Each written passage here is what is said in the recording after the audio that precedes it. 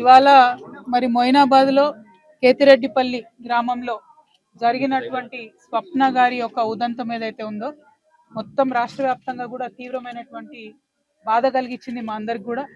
మరి ప్రత్యేకించి ఒక ఆడబిడ్డ చదువుకొని లాయర్ అయ్యి ఇవాళ లాయర్ ప్రాక్టీస్ చేసి రేపో మాపో పెళ్లి చేసుకునే వయసులో ఉన్నటువంటి ఆడపిల్లను మరి పర్సనల్ తగాదాలతోని సొంత కుటుంబ సభ్యులే మరి ఈ విధంగా చేయడం అనేది నిజంగా ఎవరం కూడా జీర్ణించుకోలేకపోతా ఉన్నాం.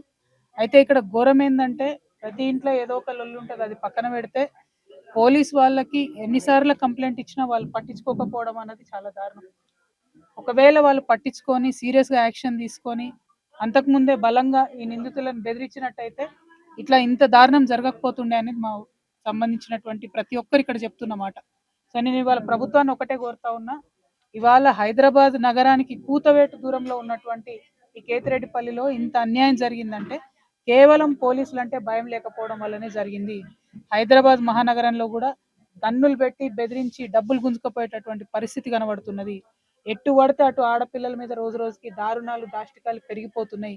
దయచేసి ప్రభుత్వాన్ని నేను కోరుతా ఉన్నాను, మీరు శ్రద్ధ పెట్టండి, పోలీసులకు స్ట్రిక్ట్ ఇన్ఫర్మేషన్ ఇవ్వండి, ఏదన్నా కంప్లైంట్ వస్తే సీరియస్గా తీసుకోమని చెప్పండి. పైగా ఈ అమ్మాయి అడ్వకేట్స్కి సంబంధించి అడ్వకేట్స్ ప్రొటెక్షన్ యాక్ట్ అని ఉంటుంది. ఏ లాయర్కైనా కూడా కొంత ప్రొటెక్షన్ అనేది చట్టంలో ఉంటుంది. దానికి సవరణలు చేసి దాదాపు 2 సంవత్సరాల నుంచి ఆ బిల్లు పాస్ కాకుండా అసెంబ్లీలో పెండింగ్ ఉన్నది. ఆ బిల్లు తొందరగా పాస్ అయ్యేటట్టు చూడాలని కూడా నేను ప్రభుత్వాన్ని డిమాండ్ చేస్తా ఉన్నాను. ఇక్కడ ఒక ఆడబిడ్డ మీద, ఒక న్యాయవాది మీద జరిగినటువంటి దాడికి తక్షణమే సీఎం గారు స్పందించి మరి ఏదైతే నేరస్తులు జైల్లో ఇప్పటికే పెట్టినారో వారికి శిక్ష తొందరగా పడాలి, ఫాస్ట్ ట్రాక్ కోర్టులో దీన్ని చేపట్టాలి. లాయర్లందరూ కూడా హైకోర్టులో ధర్నా చేసి మేమెవ్వరం కూడా ఆ నిందితుడికి బెయిల్ వేయబోమని స్పష్టంగా చేసినారు. కాబట్టి మరి త్వరితగతిన ఫాస్ట్ ట్రాక్ కోర్టులో 3 నెలల లోపల శిక్ష పడేటి ఫైనల్ చేసేటటువంటి ప్రయత్నం చేయాలి. తొందరగా శిక్ష పడకపోతే భయం అనేది ఉండదు నేరస్తులకు. కాబట్టి ఆ ప్రయత్నం చేయాలని చెప్పి నేను ప్రభుత్వాన్ని కోరుతా ఉన్నా. ఇప్పుడు ఆ నిందితులు 4గురిలో ఒక అతను ఆల్రెడీ ఇదివరకే హత్యానేరం కింద ఉన్నటువంటి వ్యక్తి అని చెప్తా ఉన్నారు. కాబట్టి మరి కఠినాతి కఠినంగా శిక్షించాలి, ఆడబిడ్డలకు భరోసా ఇవ్వాలని ప్రభుత్వాన్ని డిమాండ్ చేస్తూ మరి స్వప్న కుటుంబ సభ్యులకు పాపం ఇద్దరు కూడా చాలా ముసలి వాళ్ళు అయినటువంటి తల్లులు ఉన్నారు. వాళ్ళిద్దరికి కూడా వారి పక్షాన మేమందరం నిలబడతాం, గ్రామస్తులందరూ కూడా నిలబడతారు. ఆ భగవంతుడు ఆ కుటుంబానికి ధైర్యాన్ని ఇవ్వాలని చెప్పి మనస్ఫూర్తిగా కోరుకుంటూ థ్యాంక్ యూ. జై తెలంగాణ.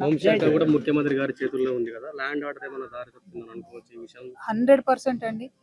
ఈ హైదరాబాద్ మహానగరంలో మొన్న అగ్ని ప్రమాదానికి గురై దాదాపు ఇప్పటి వరకు గత సంవత్సరంలో 22 మంది చనిపోతే హోమ్ మినిస్టర్ అయినటువంటి సీఎం గారు, ఆయన్నే మున్సిపల్ శాఖ కూడా ఉన్నారు, కనీసం ఒక్కరిని కూడా పోయి ఆయన చూడలేదు. అసలు ఏం జరుగుతుందని పట్టించుకోలేదు. అంటే ముఖ్యమంత్రి దగ్గర ఇన్ని శాఖలు ఉండడంతో విద్యాశాఖ, హోంశాఖ, మున్సిపల్ శాఖ ఏది కూడా కరెక్ట్గా ఆయన చూసుకోలేకపోతున్నారని అనిపిస్తున్నది.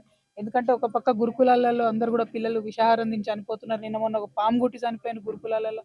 ఇంకో పక్క నేరాలు పెరిగిపోతున్నాయి, ఆడపిల్లల మీద దారుణంగా నేరాలు పెరిగిపోతున్నాయి.